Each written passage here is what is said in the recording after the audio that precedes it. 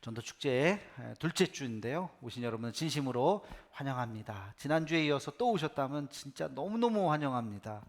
제가 이렇게 꼭 막 안아드리고 싶은 잘 오셨고, 오늘만 또 오셨던 분들도 환영합니다. 지난주는 하나님에 대한 이야기를 드렸어요. 하나님을 인정하는 사람, 그 존재를 믿는 사람과 믿지 않는 사람이 있다. 유신론자와 무신론자가 있다. 근데 이들이 가끔 논쟁을 하는데 그 논쟁은 사실은 무의미하다 그랬어요. 하나님이 있다고도 증명해 내기 어렵고, 하나님이 없다고도 증명해 내기 어렵고, 사실은 이것은 믿음의 영역이죠. 근데 저에게는, 저도 무신론자로 살고 있다가 어느 순간 번쩍하면서, 번개가 번쩍, 1초도 아니잖아요. 0.1초의 그 순간 번쩍하면서 제 눈앞에 펼쳐지는 어떤 장면이 있었다고 말씀을 드렸어요. 캄캄한 밤을 떠담떠담 보이지 않는 곳을, 아이고 돌부리에 걸려 넘어지면 어떡하지, 낭떠러지가 있으면 어떡하지, 그렇게 해서 쩔쩔매면서 걷는 그 순간 갑자기 세상이 환하게 비춰지는 그 순간, 저는 그것을 봤어요. 저는 그 순간 이 길이 아니구나, 이 길이구나 하는 것을 봤던 그 순간. 근데 더 놀라운 것은 그 일을 경험하고 나서 제가 변했다는 거예요. 그 하나님이, 나에게 나타나신 그 하나님이 저기 멀리 계신 하나님이 아니라 내 이름을 아시고 내 존재를 아시고 나를 사랑하시고 나의 친구가 되시고 나의 모든 형편과 처지를 아시는 나의 하나님, 나의 아버지라고 하는 것을 제가 깨닫게 되었습니다. 그래서 그 이후에 저는 그리스도인이 되었고, 그리고 나서 지금까지 계산해 보니까 38년을 살았는데 단 한 번도, 단 한순간도 후회하거나 아유 괜히 묻었어, 괜히 교회 나왔어 라고 생각한 적은 한 번도 없었고, 내 인생에서 가장 잘한 일이 뭐냐? 바로 예수님 믿은 것이다. 정말 예수님 믿고 복 받은 사람, 다른 사람은 모르겠고 그게 나구나. 저는 그렇게 확신을 합니다. 저의 신앙 고백이니까. 그렇게 해서 저는 이제 교회를 나와서 오늘 이렇게 목사까지 됐는데요. 여러분, 오늘은 하나님이 아니라 예수님에 대한 이야기를 좀 들려드릴까 합니다. 예수님. 기독교라고 하는 단어는, 기독이라고 하는 것은 그리스도죠. 헬라어로 크리스토스라고 하는 이 단어에서 나온 겁니다. 그리스도는 바로 그리스도 예수를 의미합니다. 구원자라는 뜻인데요. 구원자 예수, 그리스도교가 우리의 정체성이에요. 그러니까 기독교는 그리스도 빼면, 예수님 빼면 아무것도 아니에요. 예수님이 가장 중요합니다. 예수님이 누구인가? 우리가 예수님이 누구인가를 잘 알아야 됩니다. 이렇게 한번 이야기를 시작해 보려고 해요. 원래 하나님과 인간은 너무 가까운 존재였어요. 하나님이 인간을 만드셨고 그 형상대로, 그 모습대로 만드셨고 보시기에 너무 좋았다. 그건 최상급의 표현이에요.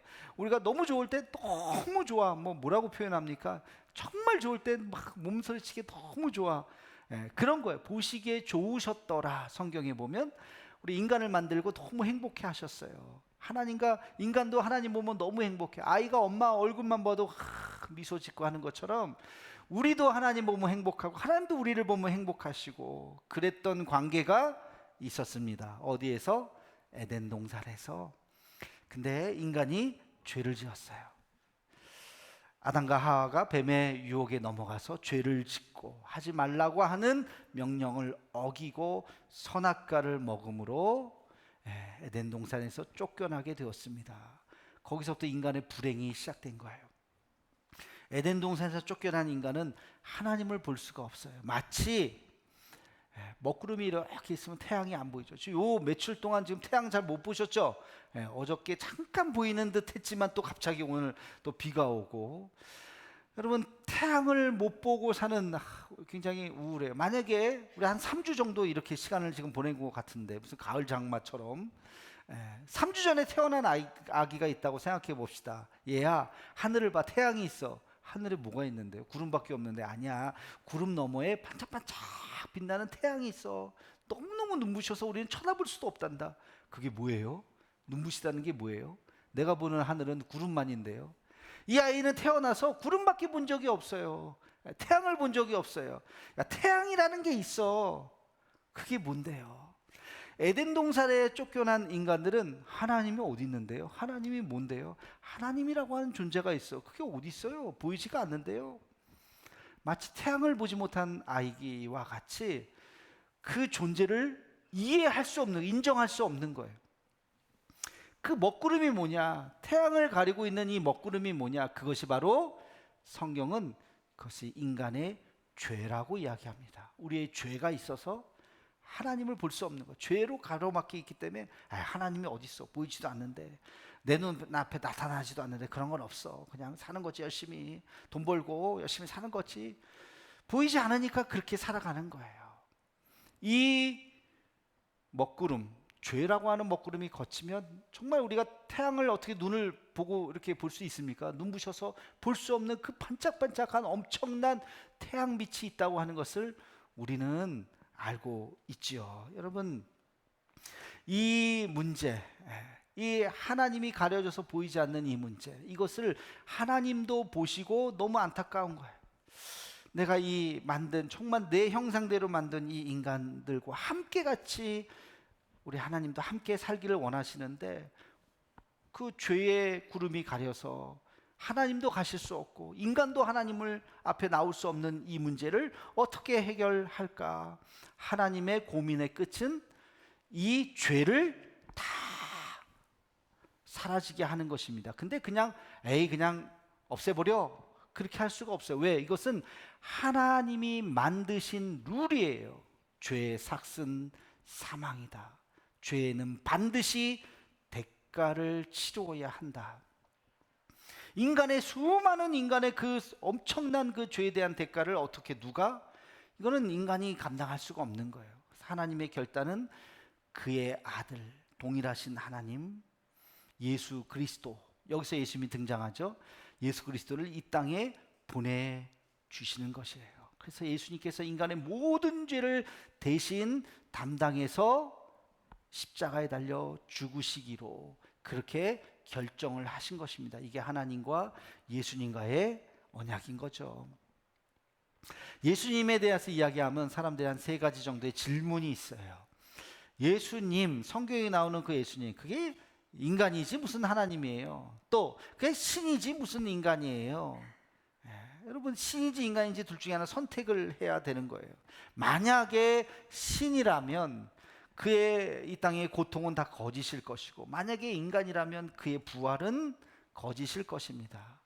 그래서 사람들이 생각합니다. 예수님은 도대체 신이야 인간이야? 결론은 예수님은 하나님 신이면서 동시에 완벽한 인간이다. 이게 어떻게 가능할까? 글쎄요, 이게 미스테리일 수 있어요. 그게 가능한, 예수님에게는 인간의 몸으로 태어나셨어요. 마리아의 몸에서 아기로 태어나셨다고요. 근데 남자와의 관계로 그 예수님이 잉태된 것이 아니에요. 성령으로 잉태된 거예요.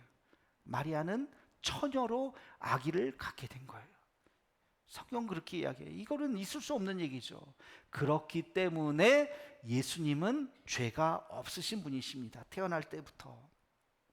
그 죄가 없으신 예수님이셨기 때문에 인간의 모든 죄를 대신 짊어지고 죽으실 수가 있었던 것이죠.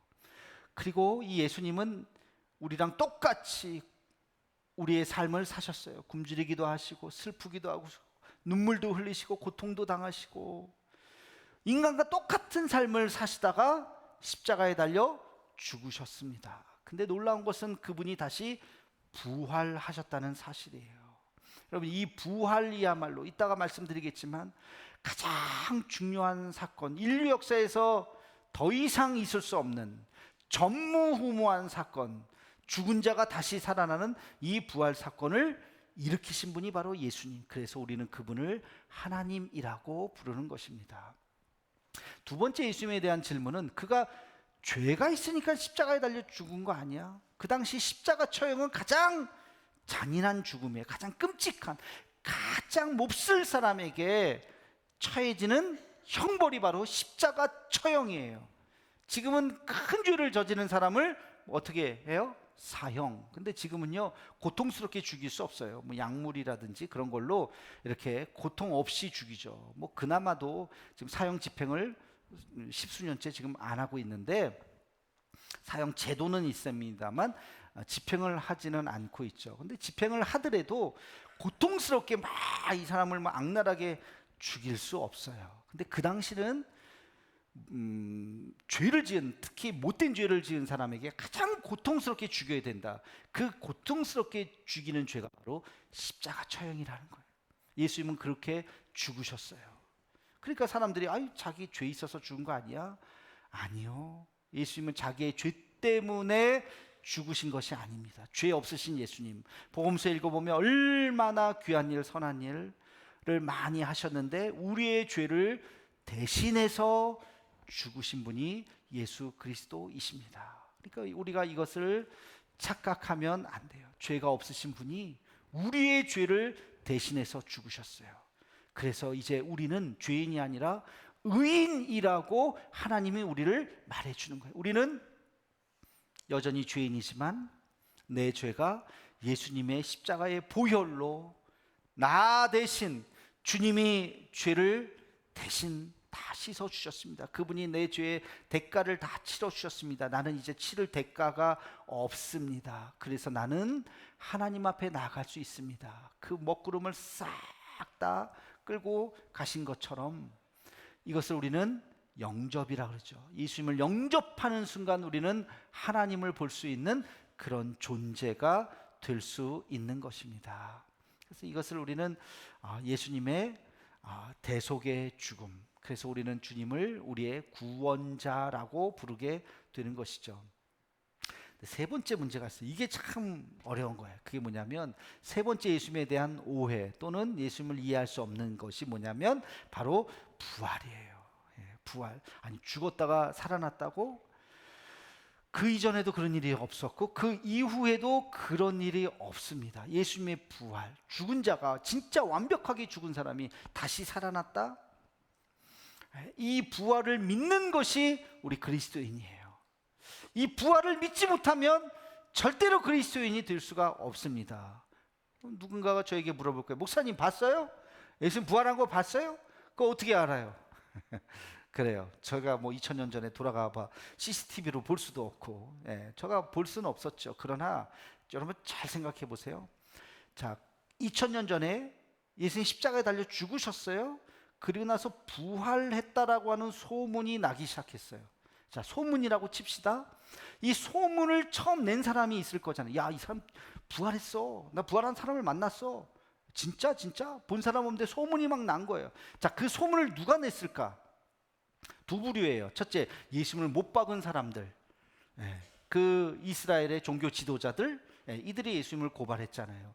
또는 그것을 집행한 로마의 당국, 예수님을 미워하고 예수님을 십자가에 못 박은 이 사람들이 소문을 냈을까? 그럴 리는 없어요. 왜 소문을 냈겠어요? 예수님은 철저히 죽고 비참하게 죽고 끝내야 거봐 죄 지었으니까 잘 죽였지, 니들 지금 다 빨리 가, 예수님 따라가면 안 돼 라고 얘기하고 끝내야 되잖아요. 예수님 부활했다고 하는 거를 얘기하면 말려야 될 사람들이잖아요. 이 사람들은, 그죠? 이 사람들이 예수님의 부활을 소문낼 리는 없어요. 자, 그러면 누가 냈을까? 반대, 예수님을 따르던 사람들, 제자들이라든지 이런 사람들이 소문을 냈을 것이다 라고 추측할 수 있어요. 자, 근데 만약에 이것이 거짓말이라면 누군가가 생각을 한 거죠. 예수님 부활했다고 소문을 냅시다. 그래야 예수님 못 박은 사람들이 잘못했다는 거 아닙니까? 하나님이 예수님을 다시 살렸다고 할 거 아닙니까? 2명, 3명, 몇 사람이 다 이제 모의를 하는 거죠. 그러면 예수님 부활했다는 걸 어떻게 소문내야 될까? 누군가가 하나 부활한 예수님이 역할을 해야 되잖아요. 야, 너 예수님 외모랑 비슷하게 생겼어. 얼굴은 절대 보여주지 마. 이렇게 가려. 그리고 나서 목소리도 예수님처럼 내가 부활했다 하면서 돌아다녀. 한 3일만 돌아다녀. 내가 막 소문낼게. 여러분 짰을 거잖아요. 그렇게. 그러면 예수님 역할한, 예수님을 성경에 보면 부활한 예수님은 본 사람들이 있다고 하니까 얼굴을 정확하게 봤든지 안 봤든지 역할한 사람과 소문을 낸 사람과 최소한 2명 이상은 짰을 거 아닙니까? 이거를 그 짠 사람들이 어느 날 붙잡혔어요. 너 왜 예수님 부활했다고 소문내고 다녀? 하면서 진짜 부활했어? 진짜 부활했는데 막 몽둥이로 막 때리고 진짜 부활했어? 아니야 거짓말해요. 우리가 거짓말을 한 거예요. 목숨만 좀 살려주세요. 그러지 않았겠어요? 성경에 단 한 사람도 예수님의 부활이 거짓말이에요, 우리가 소문냈어요, 미안해요, 목숨만 살려주세요 라고 얘기한 사람이 한 명도 없어요. 예수님의 그 제자들, 부활을 목격했었던 모든 사람들, 그 12제자 모두가 나는 부활을 목격했습니다, 너 한마디만 넣으면 죽일 거야, 죽이세요. 그러나 부정할 수가 없어요. 내가 예수님을 만났습니다, 내가 부활하신 주님을 봤습니다. 사지를 찢겨 죽이든지 창으로 찔러 죽이든지 내가 부활하신 주님을 부정할 수가 없습니다. 정말로 모든 제자들이 다 비참하게 잔인하게 죽임을 당했어요. 예수님의 부활을 증거하려고. 여러분, 만약에 그게 거짓말이라면, 내가 확신이 없다면 목숨 걸겠습니까? 한두 사람은 그럴지 몰라겠어요. 모든 사람이 다 목숨을 걸었어요. 예수님의 부활을 증거하기 위해서. 제가 2000년 전으로 돌아가서 그날에 무슨 일이 일어났는지 어떻게 알겠습니까? 근데 가만히 생각해 보세요. 그날 그 사건이 없었다면 이 얘기가 어디서부터 출발했을까? 누가 이 소문을 내기 시작했을까? 이 소문을 냈던 그 누군가가 알고 있었던 사람이 한 명이라도 있었을 텐데 성경 어디를 봐도 없어요. 예수님은 부활하시고 40일 동안 계셨어요. 수많은 사람을 만났어요. 도마 같은 사람은요, 심지어는 제자들이 부활했어 거짓말하지 마, 내가 내 눈으로 보기 전까지는 믿을 수가 없어. 도마는 예수님의 못자국에 손까지 넣어봅니다. 진짜인가? 옆구리를 확인합니다. 창자국이 있는가? 진짜인가? 그 도마가 순교를 합니다. 그 부활을 증거하기 위해서. 성경에 다 기록된 이야기예요. 그때 그날 그 사건이 없었다면 이것이 어떻게 증거가 되었을까? 여러분, 이 부활 신앙이라고 하는 것은 굉장히 중요한 것입니다. 부활을 믿을 수 없다면 기독교인이 될 수가 없어요. 그냥 기독교는 좋은 종교예요. 그냥 착하게 살고 그냥 선하게 살고 좋은 일 많이 하라, 좋은 얘기겠지. 그거 이상을 넘어갈 수가 없어요. 뭐 교회 안 다니는 것보다 다니는 게 좋겠지. 그거 이상 넘어갈 수가 없어요. 그러나 부활을 믿는다면 완전히 우리의 생각이 달라지게 되는 겁니다. 그 대표적인 사람이 바울이라고 하는 사람이 성경에 나와요. 여러분, 이 바울은 처음에 부활을 믿지 않았던 사람, 그런 쓸데없는 소리 하지 마. 예수님을 따르는 사람, 예수님도 믿고 예수님 따르는 사람 더 미워요. 그래서 예수님은 십자가에 죽였는데, 아니 죽인 사람을 여전히 막 추종하는 사람들이 있다고? 내가 가만히 두지 않겠다. 저 사람들을 싹 다 그냥 내가 감옥에 가두고 죽여야지. 바울은 그랬던 사람입니다. 그러다가 부활하신 예수님을 만납니다. 그리고 그가 내가 핍박했던 사람이 부활하신 예수님이구나 하는 것을 알고 그의 인생이 완전히 바뀌어요. 그런 승승장구했던 사람이에요. 출세가도를 달렸던 사람이에요. 부귀영화를 누릴 수 있었던 사람이에요. 그러나 그 모든 것들을 다 던져버리고 가장 힘들고 고생스럽고 고통스럽고 매맞고 굶주리고, 그리고 마지막에는 결국엔 자기도 목이 잘려서 죽는 순교를 당하면서까지 주님을 증거했던 사람입니다. 그가 뭐라고 이야기했느냐? 고린도전서 15장 13절에서 14절 말씀 우리 함께 같이 읽겠습니다. 시작. 만일 죽은 자의 부활이 없으면 그리스도도 다시 살아나지 못하셨으리라. 그리스도께서 만일 다시 살아나지 못하셨으면 우리가 전파하는 것도 헛것이요 또 너희 믿음도 헛것이며. 아멘. 우리 믿음의 가장 중요한 것이 부활을 믿느냐 하는 거예요. 그걸 믿지 않고 다른 걸 아무리 믿어봐야 다 헛된 것이라는 거예요. 그냥 헛된 것이라는 거예요. 사람 믿고 뭐 그런 게 아니라 우리 믿음의 가장 중요한 것은 부활을 믿느냐. 기독교 신앙의 가장 중요한 핵심이 바로 이 부활 사상입니다. 왜? 이 부활을 믿는 자는 크게 두 가지가 달라지기 때문에 그렇습니다.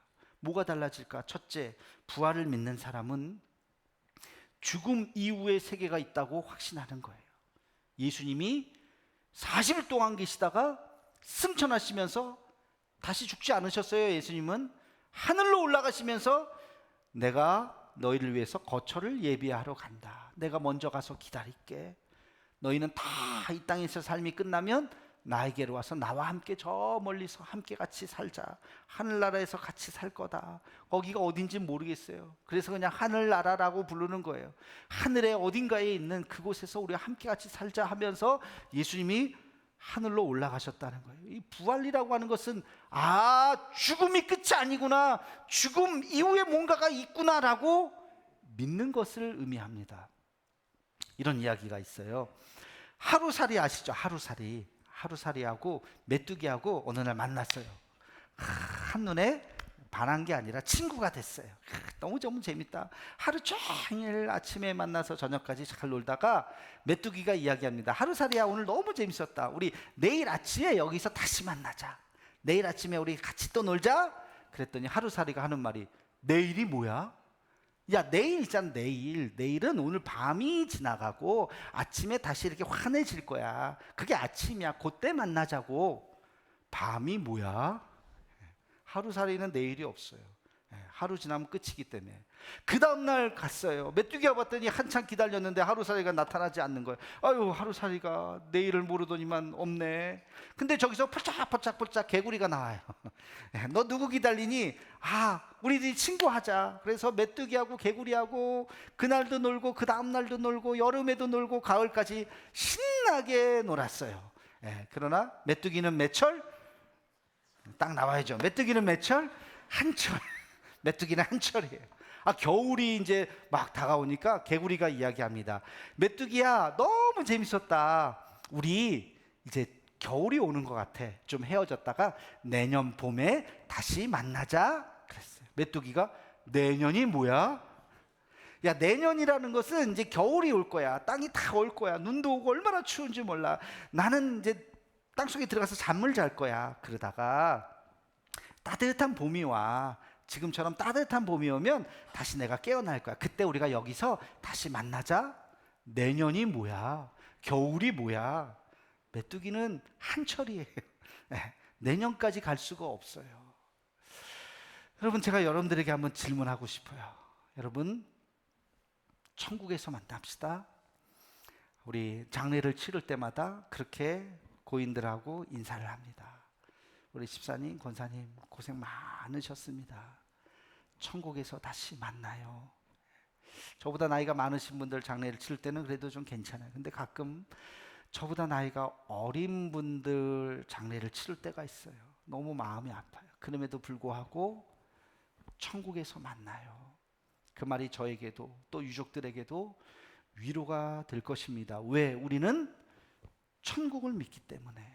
이 땅이 끝이 아니라 하늘나라가 있다고 하는 것을 믿기 때문에 먼저 가 계세요.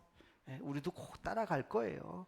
그곳에서 다시 만난다면 이 땅에서 우리가 얼마나 오래 살고 짧게 살고 그게 하나도 기억나지 않을 거예요. 그곳에서의 삶이 너무 행복하기 때문에 우리가 그날 거기서 다시 만나요. 고생하셨습니다 하고 헤어지는 거예요. 근데 여러분, 이곳에 계신 오늘 처음 오신 분들, 천국이 뭐예요? 그곳이 뭐예요? 혹시 그렇다면 하루살이가 내일이 뭐예요? 메뚜기가 내년이 뭐예요? 그러나 내일은 있습니다. 그러나 내년도 있습니다. 그러나 하늘나라도 있습니다. 내가 안 봤다고, 내가 거기 못 간다고 없는 게 아니에요. 하늘나라가 있어요. 뱃속에 있는 아기가 얼마나 행복해요. 그 의사들 얘기 들어보면 아기가 엄마 뱃속에 있을 때가 제일 행복하고 제일 좋대요. 여기가 좋사오니. 근데 이 아기가 어느 날 세상을 태어나잖아요. 두려움 속에 응애응애 하면서 그 울음을 터뜨리잖아요. 이런 놀라운 세계가, 비행기를 타고 해외를 다니고 이런 놀라운 세계가 있다는 걸 뱃속에 있는 아기가 상상이나 했겠냐고요. 이게 무슨 세계야. 마치 우리도 여기가 뭐 전부인 것 같죠. 뭐 이 지구에서 사는 게 뭐 대단한 것 같죠. 아니요. 우리가 상상할 수 없는, 우리가 이해할 수 없는, 인간이 생각할 수 없는 그 놀라운 세계가 있다고 성경은 이야기하고 있습니다. 여러분, 우리가 그것을 믿어야 돼요. 왜? 예수님이 부활하셨기 때문에. 사망 권세, 죽음은 끝이라고 생각했는데 아니요, 죽음 이후의 삶이 있다는 것을 우리에게 보여주셨기 때문에 여러분, 이 죽음을 넘어서는 부활의 믿음을 갖기를 주의 이름으로 축원합니다. 또 한 가지, 이 부활신앙이 우리에게 아주 강력하게 얘기해 주시는 것이 있어요. 부활신앙을 가지면 우리가 바뀌는 것이 있어요. 그게 뭐냐면 우리의 삶의 열정과 에너지입니다. 부활신앙은 단순히 죽어서 가는 천국만을 이야기하는 것이 아니라 우리가 이 땅에서 살면서 얼마나 열정적으로, 얼마나 열심히, 얼마나 목숨 걸고 살 수 있는지를 역설적으로 우리에게 또 말해주고 있습니다. 부활을 믿는 사람은 죽음을 두려워하지 않아요. 자기의 소신껏, 자기의 마음을 다해서 이것이 옳다, 이것이 하나님의 뜻이라고 생각하면 목숨 걸고 그 일을 합니다. 왜? 죽기밖에 더 하겠어? 죽으면 하늘나라 가지 뭐. 그러니까 두려워하지 않아요. 눈치 보지 않아요. 벌벌 떨지 않아요. 그래서 세상을 바꾼 사람들이, 크리스찬들이 많아요. 자기 한 목숨, 잘 사는 게 단데, 행복하게 오래 살아야 되는데 헌신하고 땀 흘리고 그 의를 위해서 자기 한 생명을 던지는 분들이 역사적으로 얼마나 많습니까? 그 장애를 극복하고 그 어려움을 이겨내는 사람들이 얼마나 많습니까? 다 믿음의 사람들이에요. 믿음의 사람들은 이 땅에 살아가면서 그런 열정이 있습니다. 이 세상을 그냥 그렇게 살지 않아요. 자기의 한 몸 영화를 누리면서 살지 않아요. 정말 가치 있는 일이 무엇인지, 정말 의미 있는 일이 무엇인지 그것을 위해서 목숨을 거는 사람입니다. 이것이 다른 거예요. 우리 그리스도인들의 삶의 모습이 다른 것입니다. 오늘 빌립보서 말씀에 보면 이 빌립보서를 쓴 바울이 지금 감옥에 갇혔어요. 사람들이 지금 다 이렇게 막 사람들이 염려하고 있어요. 그러나 바울은 이야기합니다. 나를 염려하지 마십시오. 난 너무 행복합니다. 나는 너무 기쁩니다. 이 빌립보서의 그 별명이 기쁨의 서식이에요. 그러면서 나는 여러분들에게 이야기합니다. 여러분, 예수님을 꼭 믿으십시오. 예수님의 마음을 품으십시오. 우리 함께 같이 5절 말씀을 같이 함께 읽겠습니다. 시작.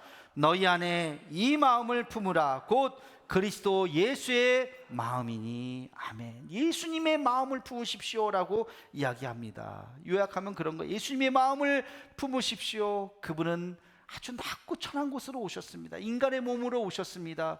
그런데 우리의 죄를 위해서 십자가에 달려 죽으셨지만 그분은 부활하셨습니다. 이 부활의 신앙을 가질 때 우리의 마음은 새로워질 수 있습니다. 여러분, 어렵다고 이야기를 들었는데 예수님의 마음을 가지십시오. 부활의 신앙을 가지십시오. 그러면 우리가 이 어려움을 이겨낼 수 있습니다.